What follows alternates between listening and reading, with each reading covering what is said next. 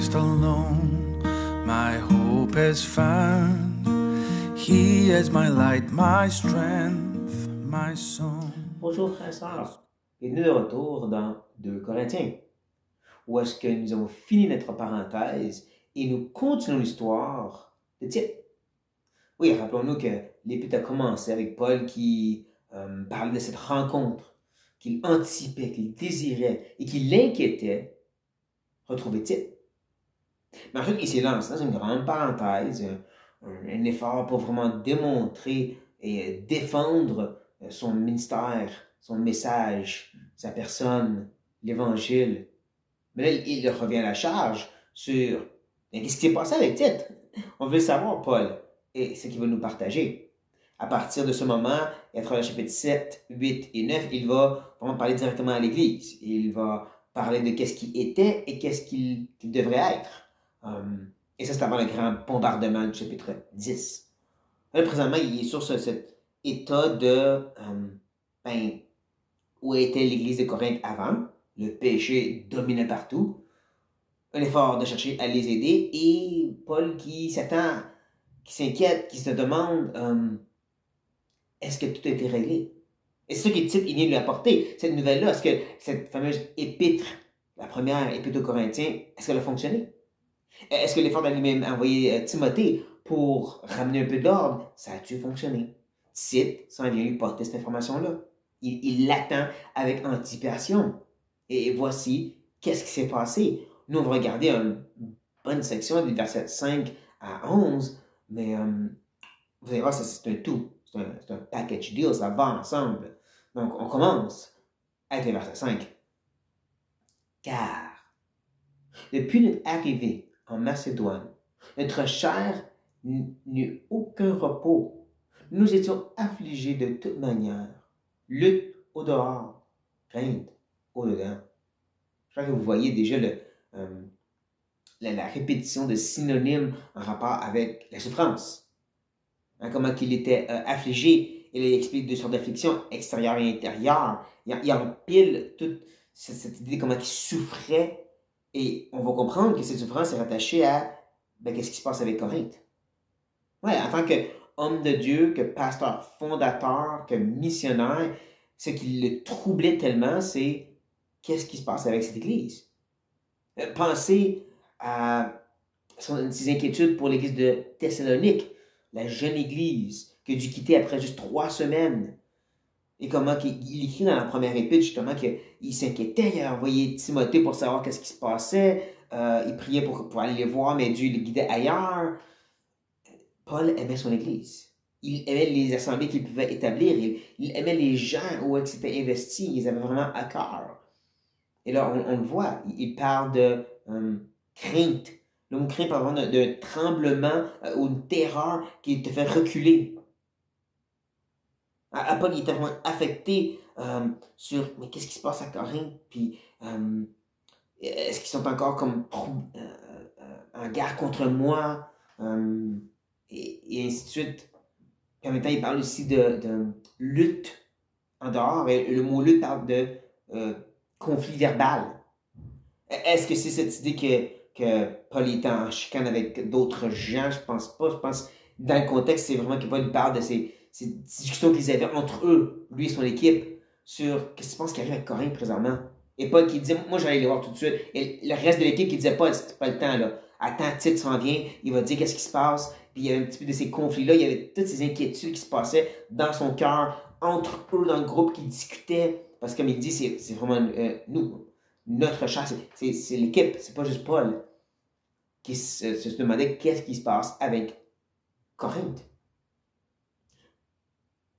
Et là, il a reçu cette nouvelle, comme on va le voir maintenant, à partir du verset 6. Il continue en disant, « Mais Dieu, qui console ceux qui sont abattus, nous a consolés par l'arrivée de Tite. » Le Dieu de toute consolation est venu à son secours. Mais comme on va le voir, cette consolation, ça a été spécialement centré sur qu'est-ce qui se passe à Corinthe. Même nous aussi, qu'il y a eu une acte de grande repentance, on va le voir. Et c'est beau de voir que la consolation de Paul, la joie de Paul, se trouvait spécifiquement dans les nouvelles que Tite lui apportait, que les choses allaient bien à Corinthe. Parce que, d'accord, c'est un homme qui aimait son Église. Pensez aussi à l'Église de Philippe, qui a quelques problèmes de division.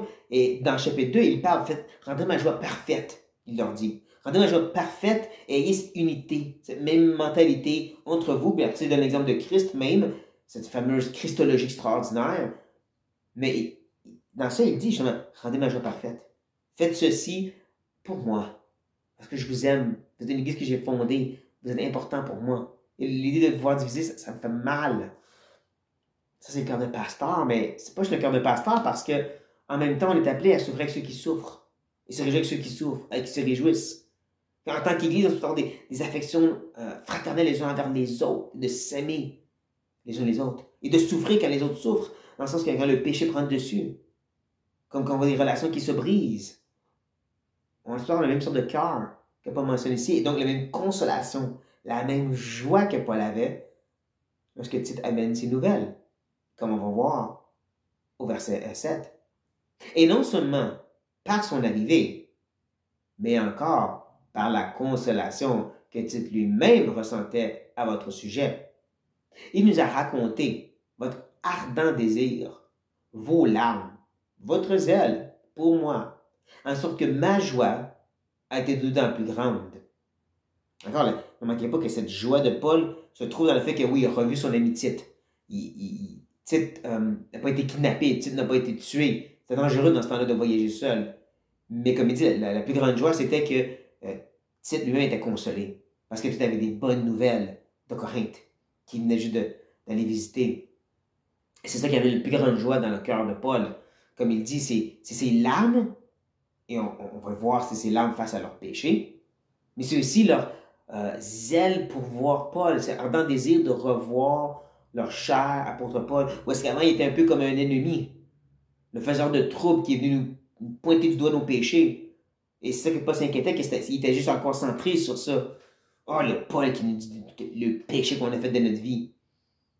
Mais non, au contraire, ils étaient touchés, ils étaient dans le processus de repentance et ils avaient hâte de revoir Paul à cause de cela. Et c'est pour ça que ça dérange Paul tellement qu'il est rendu cette situation présente de 2 Corinthiens et de savoir que certains faux enseignants et certaines personnes même dans l'Église qui veulent empêcher ceci, qui veulent continuer la division entre Paul et son Église. C'est pour ça qu'il écrit tellement avec passion de « Laissez-moi rentrer dans vos cœurs » et ainsi de suite, comme on l'a vu la dernière fois, « Ouvrez vos entrailles » et encore plus « Séparez-vous d'eux », enlevez le joug étranger, comme il le mentionne. Le joug étant ces faux enseignants parce qu'ils vont vous éloigner de moi. Je suis dans le processus de me réjouir du fait qu'il y a cette réconciliation, que vous êtes en repentance. Mais là, j'apprends qu'il y a des gens qui vous troublent et qui veulent empêcher ça. Oh non, je ne suis pas content. Mais là, c'est ça, il revient sur cet acte de repentance du passé. Il continue donc en disant « Quoique je vous ai attristé par ma lettre, je ne me repens. Je ne m'en repens pas.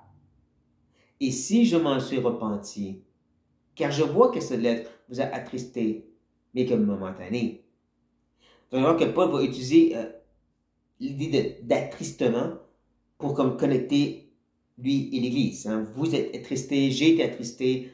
C'est pour comme les connecter et si vous voulez, les 2 tracts de train qu'il va utiliser pour passer le pont entre les deux. C'est attristement où est-ce qu'on est triste avec ceux qui sont tristes. Ces 2 tracts de train, ça va être cette idée de repentance et de regret. Parce qu'il ne faut pas oublier que la repentance est produite par le regret. Hein, tu regrettes ton péché, donc tu te repens. Donc, tu peux dire que le regret est rattaché aux repentance, mais tu peux avoir du regret sans repentance aussi, comme on va le voir. Et c'est un peu ça que le jeu de mots que Paul va faire dans les prochains versets. Et cette idée où est-ce qu'il dit, j'ai ce regret hein, du fait que je vous ai attristé, mais en même temps, je ne me repens pas. C'est ça un peu le jeu de mots qu'il est en train de faire. J'ai le regret, mais je ne regrette pas vraiment. Je regrette que vous avez été attristé, mais en même temps, non, cette tristesse a produit quelque chose de bien. Je suis désolé que vous avez été blessé, mais je ne suis pas désolé du fruit que ça a donné, en d'autres mots. En pensant un peu comme quand on discipline un enfant, spécialement quand on punit, on châtie un enfant, on donne une bonne fessée à un enfant. Il y a cette tristesse de dire, je suis désolé de te faire pleurer, mais faut que tu comprennes le mal que tu as fait pour pas que tu le fasses encore. J'ai la tristesse que tu pleures, mais en même temps, je suis pas complètement triste parce que je sais que c'est pour ton plus grand bien. C'est de ça que Paul parle, c'est là qu'il va s'enligner dans la suite de la discussion quand il va dire justement, je me réjouis à cette heure, non pas de ce que vous avez attristé, mais de ce que votre tristesse vous a porté à la repentance, car vous avez été attristés selon Dieu, afin de ne recevoir de notre part aucun dommage. Vous allez voir comment que le verset 9 et 10 vont très bien ensemble. Et comment les choses que Paul discute dans le verset 9 vont connecter le verset 10. Un peu comme je l'ai dit, il y a les traîtres de train et ainsi de suite qui connectent les deux groupes ensemble, Paul et les Corinthiens. Mais comme il dit, il y a cette joie présentement. Et ça nous ramène à ce qu'il discutait avant. Rappelez comment il a rentré dans ces conversations. Il y avait cette tristesse de ne pas savoir ce qui se passe avec Tite, mais il était consolé quand il a retrouvé Tite. Et surtout les nouvelles que Tite apportait. Et là, il continue un peu dans cette même spirale. Il y a cette tristesse que cette épître vous a troublé, vous a attristé, vous a fait mal, mais en même temps, je me réjouis parce qu'il y a eu du fruit. Et c'est un peu ça de ça qu'il parle. Ma tristesse, ma joie ne se trouve pas dans votre souffrance, mais dans le fruit que cette souffrance a apporté. Comme il dit, que ça l'a apporté à la repentance. Et comme il dit, il va dire que c'est une repentance qui est selon Dieu, une tristesse qui est selon Dieu, qui amène à la repentance. Il va expliquer un peu plus qu'est-ce qu'il veut dire par ceci. Mais comme il dit, c'est cette tristesse selon Dieu qui produit la repentance, pour laquelle Paul se réjouit, et qui donc aussi les empêche de tomber dans ce dommage. Et le mot dommage, certaines traductions vont même mettre destruction, a justement cette idée. Des fois, c'est vraiment traduit par l'idée de destruction éternelle, de condamnation, d'apostasie, si vous voulez. C'est un terme très sérieux que Paul utilise. Et c'est un bon rappel, justement, comme Hébreu nous enseigne, que Dieu châtie ses enfants, et c'est pour notre plus grand bien, c'est pour nous garder sur ce chemin étroit qui est Jésus-Christ. Nous préserver de se détourner et d'être perdus. Nous préserver de continuer à semer pour la chair et en récolter la corruption et même la destruction. C'est par cet effort de châtiment, de correction, comme Paul a fait auprès des Corinthiens. Et comme je dis, ce qu'il dit ici va être un peu comme réutilisé et connecté à ce qui est au verset 10. En effet, la tristesse selon Dieu produit une repentance à salut, dont on ne se repent jamais. Tandis que la tristesse du monde produit la mort. Vous voyez que je l'ai dit tantôt pour l'idée du mot de dommage ou destruction. Ça, c'est la possibilité, la mort, la destruction, ce dommage-là. C'est ça que le regret du monde produit. Comparé à ce regret, cette tristesse qui amène la repentance et qui est selon Dieu. Il y a deux choses à prendre en considération ici. La première, c'est de penser à l'exemple de Pierre et de Judas. Où est-ce que tous les deux avaient du regret d'avoir trahi Jésus à leur façon. Les deux ont du regret. Les deux ont beaucoup de tristesse. Mais il y en a un qui a une vraie repentance, qui est retourné auprès des disciples et qui a continué cette marche-là et qui a été restauré par le Seigneur, et un autre qui a cherché à régler le problème par lui-même et qui s'est pendu. C'était un regret, selon le monde, qui amenait à la mort, comparé au regret, à la tristesse selon Dieu, qui amenait la repentance pour Pierre. Ça, c'est les images qu'on peut considérer de ce que Paul mentionne ici. Mais deuxième chose, à ne pas manquer, comme il n'arrête pas de le dire, c'est une tristesse selon Dieu. Dans le sens, c'est Dieu qui l'a produit. C'est une tristesse que Dieu met dans nos cœurs. Dieu de nous vouloir et le faire. Ça inclut aussi cette vraie tristesse qui mène à la repentance. Paul le dit à Timothée très clairement, c'est Dieu qui produit la repentance. On le voit dans le livre de Actes à maintes reprises quand il parle que ce peuple ou ces personnes ou ce groupe était destiné à la repentance. On n'aime peut-être pas d'entendre ça, mais c'est comme ça que la Bible parle. C'est Dieu qui produit une tristesse qui mène à la repentance. C'est Dieu qui mène à la repentance. Parce que ce regret qui est juste selon la chair, ou est-ce que tu fais juste te sentir mal, comme le reste du monde, ça peut mener qu'à la mort. Seulement celle qui vient de Dieu amène un changement, comme on finit à voir dans le verset 11. Et voici, cette même tristesse selon Dieu, quel empressement n'a-t-elle pas produit en vous? Quelle justification, quelle indignation, quelle crainte, quel désir ardent, quel zèle, quelle punition. Vous avez montré à tous égards que vous étiez purs dans cette affaire. La grande question souvent que les gens posent, c'est quoi cette affaire? Et ils spéculent beaucoup de choses, et je me permets de spéculer aussi quelque chose. C'est rattaché au péché qu'on voit dans 1 Corinthiens. Spécifiquement, mais je dirais celui qui était avec sa belle-mère dans le péché de fornication et que l'Église était totalement d'accord avec, qui ne voyait aucun mal avec, et que Paul les reprend sévèrement pour ça. Qui c'est là qu'il y a justement dans cette affaire, ils ont été prêts avec zèle de punir, de mettre une discipline. Et ça va amener la repentance, comme on le voit dans le chapitre 2 de Corinthiens, et que Paul parle maintenant de réconcilier, de restaurer cet homme. Je crois que c'est cette affaire-là qu'il veut dire. Mais on pourrait même peut-être ajouter beaucoup d'autres péchés qui existaient dans l'église de Corinthe. Il y en a qui allaient vers les prostituées, il y en a qui avaient des gens en cours. Ça peut que, quand il dit cette affaire, il veut dire cette affaire de péché qui était dominant dans l'église et qu'ils avaient vraiment eu un ardent désir de punir ces péchés-là. De condamner, et quand justement il parle d'indignation, de dégoûté par ce péché, et bien, justification, il ne faut pas penser à se justifier dans le sens, pas de ma faute, mais justification dans le sens d'être juste ou d'agir de façon qui est juste, qui est selon Dieu, si vous voulez. Un empressement d'être fidèle à la parole de Dieu. Mais c'est là qu'on voit justement que la repentance, comme Jean-Baptiste le mentionne, c'est là du fruit. Et il dit aux pharisiens justement, venez pas vous faire baptiser, produisez premièrement du fruit digne de repentance. C'est pas juste un mot qu'on utilise, c'est pas juste un sentiment que j'ai, je me sens mal, je me repens. Ça a du fruit. Ça a un empressement, ça a un effort pour être juste, pour punir, pour agir à conséquence. Et même dans cet exemple de Jean-Baptiste, il y a des gens qui viennent à lui, différents groupes, et qui demandent, c'est quoi ces fruits-là? Puis il dit, pour vous, ça ressemble à ça, pour vous, ça peut ressembler à ça. Il donne des exemples. Mais si vous voulez des exemples, on pourrait penser à Matthieu 18. Si ton frère a péché contre toi, va et reprends-le. Hein? Punition du mal. Mais il dit aussi dans le Sermon sur la montagne que si tu ne vas pas porter l'offrande et que tu te rappelles que ton frère a quelque chose contre toi, donc toi tu as péché contre quelqu'un, va régler ça.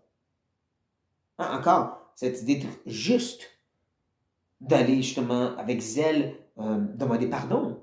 Et là, cette fois, c'est toi qui reçois la punition dans un sens. Mais c'est toujours d'être juste, de punir le mal, d'agir. C'est le fruit de la repentance. Sauf que le but du texte en soi, comme vous pouvez voir, où est-ce que ça nous enligne, c'est pas spécifiquement de parler à quoi ressemble la vraie repentance. On peut en parler, mais le but principal, c'est de voir le cœur de Paul pour les Corinthiens qui étaient emportés par le péché et des faux enseignants. Et comment que Paul était prêt à les attrister, et même avec joie, à cause qu'il savait que le fruit, c'est la produire. Que sa plus grande tristesse, c'était pas « je veux pas faire du mal aux Corinthiens avec des épîtres méchantes », c'est que je veux pas qu'ils continuent à pécher. Je veux pas qu'ils continuent à se faire emporter par des faux enseignants. J'aime mieux les déranger pour leur âme, pour pas qu'ils en meurent par ce détour par lequel les gens l'apportent. Rappelez-vous que le faux enseignement qui se passe à Corinthe, c'est le même qui est à Galate. Ou est-ce qu'il parle d'un autre évangile et qui devrait être anathème? Ou est-ce qu'il va dire aux gens de Galate, j'ai peur de travailler en vain, j'ai peur que vous n'êtes même pas sauvés. Si vous croyez réellement que vous pouvez ajouter toutes ces choses-là et dire que vous êtes quand même sauvés par ses œuvres. Un peu la même chose avec l'épître aux Hébreux, l'épître troublante pour beaucoup, mais qui est un appel à dire restez attachés à ce que Christ a fait. Parce que le temple, les sacrifices animaux, les œuvres, c'est pas ça qui vous sauve. Et si vous allez là, vous êtes perdus. Parce que vous mettez votre confiance à autre chose que Jésus-Christ. C'est des choses sérieuses. Et c'est très moderne. Dans le sens qu'il y a beaucoup de faux enseignants, beaucoup de mauvaises églises. C'est de plus en plus dominant, surtout ici dans l'Ouest. Et on a peur de dire quelque chose.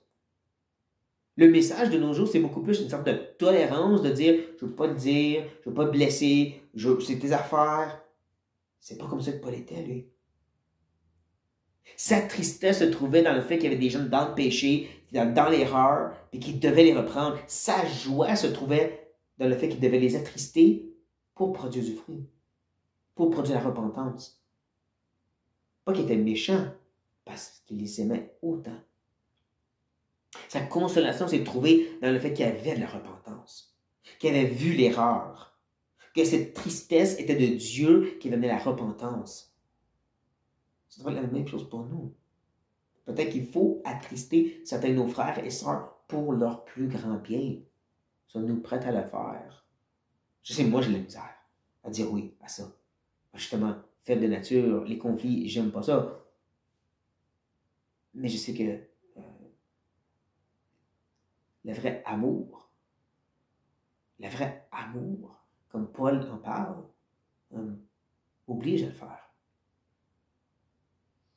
Que cet amour que Paul avait pour les Corinthiens et cette joie qu'il avait dans leur repentance viennent nous chercher aussi. Et donc, sur ça, prions que Dieu nous aide. Père Céleste, tu nous as donné ta parole, la vérité, par laquelle on peut le connaître. Elle est complète. Les gens ont travaillé dur pour nous donner ce canon, ce livre qu'on appelle la Bible, pour le traduire même dans nos différentes langues, pour nous permettre présentement de l'avoir et de connaître et de pouvoir avancer dans le bon chemin. Mais nous reconnaissons car rien ne nouveau sous le soleil, et comme Paul devrait y faire face, et Jean aussi dans ses épîtres, à travers l'histoire encore maintenant, il y a beaucoup de fausseté, beaucoup de péché. Et Père, nous voulons être prêts à troubler, attrister les gens. Et nous prions, Seigneur, que ce soit la tristesse selon Dieu, qui est la repentance, non pas nous qui démolit, défait les gens, mais qui vient quand même pointer vers la vérité, qui vient quand même déranger les gens dans le péché, déranger les frères et sœurs dans l'erreur, pour leur plus grand bien. Donne-nous le courage, l'humilité, l'amour, la sagesse pour le faire, ô Dieu.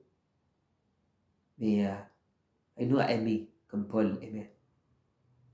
Aide-nous à trouver notre joie et notre consolation dans leur repentance, dans leur marche, dans la lumière. Oui, Éternel, comme toi tu t'es réjoui pour un pécheur qui se repent, on veut être dans une sorte de joie dans l'Église, autant que dans le monde. Et nous prions par le nom de Jésus-Christ. Amen. Et frères et sœurs, the solid ground, firm through the fiercest drought and storm.